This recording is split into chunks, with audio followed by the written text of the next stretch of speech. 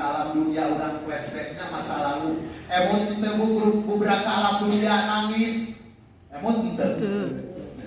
Kunaon begitu setiap bayi lahir ke muka bumi ini dalam keadaan menangis yang sejadi-jadinya. Tapi kenapa orang tua dan tetangga keluarga kita sekitar yang menyaksikan kita tertawa dan tersenyum gembira? Kunaon bu, bayi bubraka alam dunia cerik. Lamun terang tinggal di tafsir Sawi dijelaskan bahwa jabang bayi yang ada dalam rahim seorang ibu merasa nyaman, tenang. Ya Allah, terus ente cowing bayi nu aya dina rahim hoyong meser sapatu mu enggal aya teu? Hoyong nganggo gelang, hoyong nganggo anting teu aya, acup ge hoyong nganggo legging teu aya. Tenang, kekemutan alam dunia sebab mempunyai alam. Tenang, justru muriweul mah indungna. Acan ge naon, ningali itu ke kanggo si dede. Ningali roda saya tuh hayang roda itu kanggo si dede. Ningali acung ieu menila lucu kanggo si dede. Nuriweul mah ibu rahmatna, bayi nama tenang. Tapi subhanallah begitu budak ke alam dunia, jabang bayi begitu melihat dunia mereka menangis. Kenapa? Saur Allah, dunia itu tempatnya fitnah, dunia itu tempatnya kedoliman, dunia itu tempatnya kemunkaran, dunia itu tempatnya kemaksiatan, dunia itu tempatnya saling ngocorkeun darah, baik itu keluarga, tetangga, kawan ataupun yang lainnya. Boro-boro jeung batur, jeung dulur, parbut warisan bisa silih bunuh, silih tembak.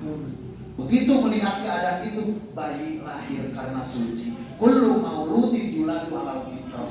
Bayi yang dilahirkan dalam keadaan suci. Lalu setelah bayi lahir, umat Islam berbicara, memberikan tauladan. Allahu Akbar, Allahu Akbar. Dina cepil teh nya guberan teh lebetan ku suara zikir eling ka Allah kalimat takbir supaya naon yang tersirat dalam hati dan pikiran itu anak kalimat tauhid zikir senantiasa ka Allah. Cacakan kuburan begitu lahir di adanan di komatan geus kolot geus remaja kadang-kadang loba wae nu ngacap perung nya cacakan komo lamun teu di adanan. Ieu urang ceuk Allah waja'alakum musamma, lalu Allah jadikan telinga seueur nu gaduh telinga tapi teu nguping di dunia. Tapi beh dituna kalau ke alam akhirat bakal urang kejaga naon nu kedah di kuping nasihat dinul Islam. Cepil urang teh kupingkeun kana anu sae, kupingkeun kana nasihat, kupingkeun kana jalan anu nuduhkeun kepada kebaikan.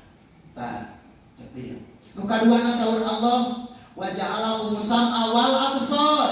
Allah memberikan mata lengkap dengan penglihatannya. Terus nikmat teh bu gaduh panon. Kumaha lamun gaduh panon beuntak tapi teu katingalina naon, nikmat moal.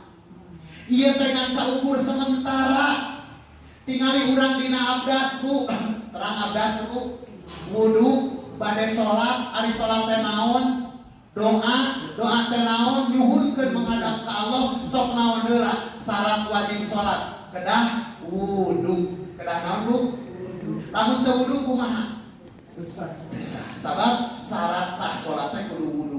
Ieu wudu teh sebagai gambaran logika lenyepaneun kanggo urang sadaya. Pertama urang ngumbah panangan heulana, panangan dibersihan diwasu. Lajeng urang kekemas ku kumur-kumur, lajeng urang ngumbah hidung, mun ngumbah wajah jeung sajabana. Ieu tanda bahwa urang teh kahade. Lain ngan saukur supaya bersih tina kotoran bungkul, terutama kahade. Urang kudu kumur-kumur, kahade nu kaluar tina lisan urang teh bisi nganyerikeun batur. Tah, ieu nu luar biasa. Bila pedang melukai tubuh masih ada harapan untuk sembuh, tapi bila lisan ucapan melukai hati mana obat akan dicari. Subhanallah. Kumur-kumur bersihan cariosan urang teh kumaha akhlak caroge ka bojo kanu jadi suami.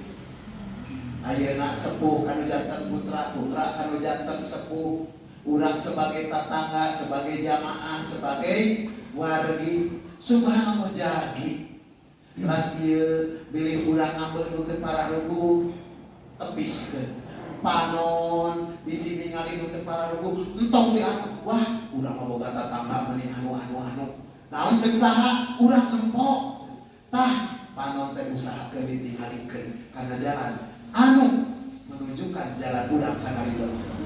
Teu kartos nu tupikeun kasampean panangan sampean teh kahade ulah dilangkahkeun kana kamaksiatan. Segala rupi bentuk wudu teh untuk membersihkan lahir jeung batin sabab urang rek menghadap Allah Subhanahu wa taala. Urang berbahagia, urang bersyukur dipasih cepil jeung damuna, dipasih panon jeung tinggalna. Nu terakhir wal afidah diberi hati. Hati urang dikumplitan ku Allah, dipaparin rasa jeung perasaan supaya naon manusia bisa menyadari bahwa kita diciptakan oleh Allah, diberi nikmat oleh Allah, difasilitasi di dunia ini oleh Allah, dan ingat kita akan kembali lagi kepada Allah. Apa yang akan dibawa untuk menghadap Allah? La'alakum tashkurun, supaya kita menjadi manusia yang bersyukur. Tah, urang di dunia gaduh imah, bawaeun ka akhirat aya dina diri urang gaduh iman. Iman nomor 1 untuk menetapkan atau keur nyicingkeun hiji pada melan. Iman ibarat angka 1, ibadah yang lainnya angka 0. Lamun urang salat, lamun imana pageuh dina mana urang, angka 1 na aya urang berbuat baik 0, berbuat baik 0, ada nilainya. Satu hari kita melakukan 10 kebaikan, tapi didasari iman, melaksanakan kita punya wadah, punya tempat, maka akan bernilai 0 sesudahnya. Tapi kita nolnya banyak dari sini sampai ke alun-alun, 0 ngajajar tanpa ada angka satunya bernilai tidak akan punya nilai. Nah, imah teh sami sareng iman. Tempat cicingna hiji amal, tempat cicingna urang berkeluarga, maka dunia urang kedah gaduh imah, di akhirat oge urang kedah nyana iman. Nah, hiji. Nu kaduana urang kedah gaduh kendaraan anu mewah. Naon kendaraan anu mewah? Buat kita kemana-mana untuk berjalan. Urang kadieu nya ngau kendaraan maraos pilih hujan kayuhan. Begitu juga tatkala kita kembali untuk menghadap Allah, kita mempunyai kendaraan. Salah satunya kita tadi qiraat Al-Quran, membaca Al-Quran. Itu salah satu kendaraan mewah yang akan mengantarkan kita ke rumah yang megah di surganya Allah Subhanahu wa taala. Keduanya silaturahim. Ketiganya menengok tatkala ada saudara kita yang sakit. Ketiganya kita punya rezeki berbagi. Selanjutnya kita saling mendoakan, baik yang sudah tidak ada ataupun yang masih ada. Itu kendaraan yang mewah yang akan mengantarkan kita nanti ke dalam surganya Allah. Yang ketiga, misbahul mudi, lampu yang terang benderang. Kita di dunia ada lampu yang diciptakan oleh Allah, yaitu matahari. Kita tengah malam ada PLN, tidak ada juga kita punya genset. Tapi tatkala kita kembali nanti di alam kubur, apa yang akan menerangi kita? Lampu yang sangat terang untuk menerangi kita tatkala di alam kubur, tatkala kita sendiri.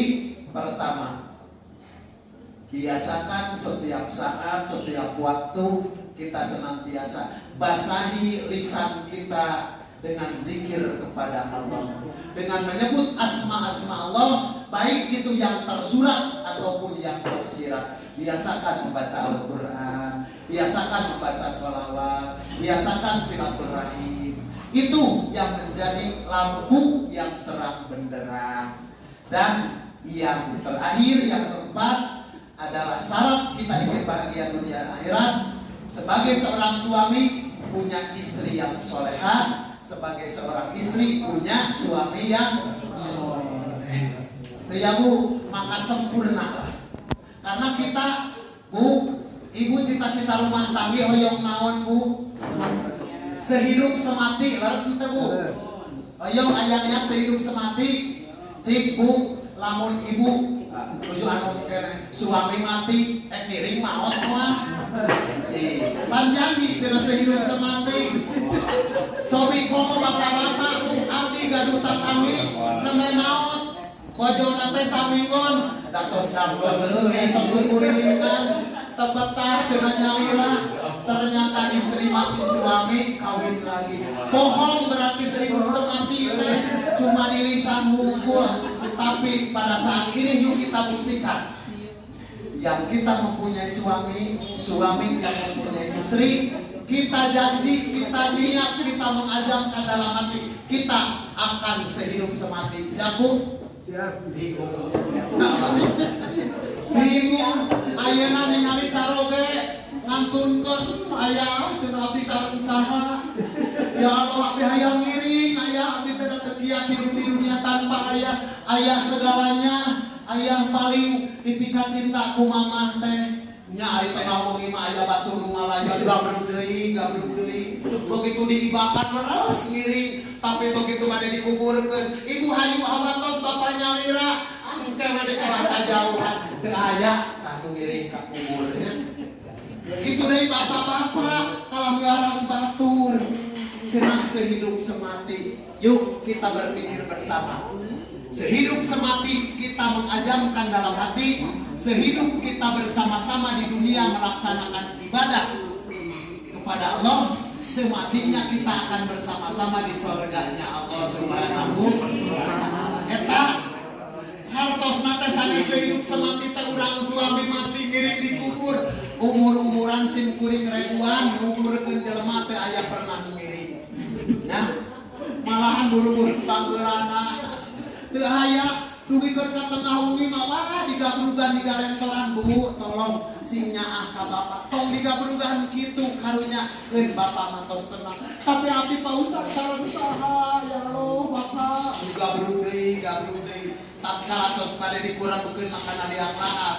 Kalakannya pengpayung sok ya pala putra ka dieu jeung wargi-wargi manehna mah mundur bohong anu hoyong ngiring sareng bapak teh. Tapi yang disebut dengan sehidup semati, sehidup kita bersama-sama untuk beribadah, untuk bersilaturahmi, membina keluarga, membina putra dan putri kepada jalan yang terbaik, itu kita bersama-sama di dunia. Sematinya kita akan bertemu di surganya Allah Subhanahu wa ta'ala. Bapak Ibu hadirin rahimakumullah, mudah-mudahan 4 hal yang menjadi motivasi kita untuk syarat menjadi manusia bahagia di dunia, bahagia di akhirat. Bahagia di dunia kita bersama-sama dalam hal bagaimana layaknya dan apa yang harus kita lakukan selama di dunia, dan kita akan bersama-sama nanti dalam kebahagiaan yang abadi, yakni di surganya Allah Subhanahu wa ta'ala. Yakin dengan adanya acara ini, inilah semuanya sudah tertentu. Kita sudah membangun rumah yang megah, kita sudah memiliki kendaraan yang mewah, kita mempunyai lampu yang terang benderang, dan kita mempunyai bekal yang luar biasa bersama keluarga untuk menghantarkan kita di surganya Allah Subhanahu wa ta'ala dan untuk menggapai kebahagiaan dunia dan akhirat. Mudah-mudahan sekali deui yuk mengpeung urang hirup kana di dunia, urang saling koreksi. Sebagai seorang suami banyak sekali dosa dan kesalahan terhadap istri. Banyak sebagai seorang istri yang menyakiti hati suami. Marilah kita untuk sama-sama islah, sama-sama untuk saling memaafkan, sama-sama untuk saling memperbaiki, karena kita akan menuju gerbang kebahagiaan yang abadi sesungguhnya adalah nanti setelah kita kembali kepada Allah Subhanahu wa ta'ala.